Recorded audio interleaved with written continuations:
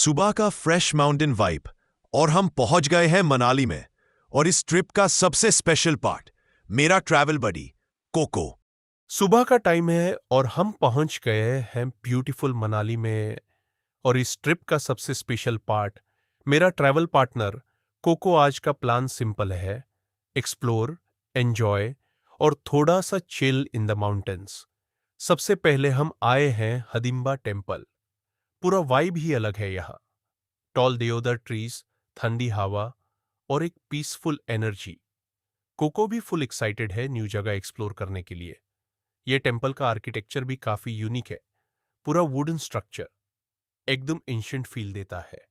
Temple के बाद हम निकल पड़े जंगल ट्रेल की तरफ। ऑनेस्टली ये मेरा फेवरेट पार्ट है।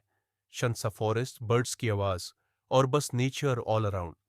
कोको तो लिटरली अपनी बेस्ट लाइफ जी रहा है। यहां अगर आप नेचर लवर हो तो ये ट्रेल मिस मत करना। थोड़ी एक्सप्लोरेशन के बाद अब टाइम है थोड़ा हसल बस्टल का। So we head towards Manali market. यहाँ की वाइब बिल्कुल डिफरेंट है।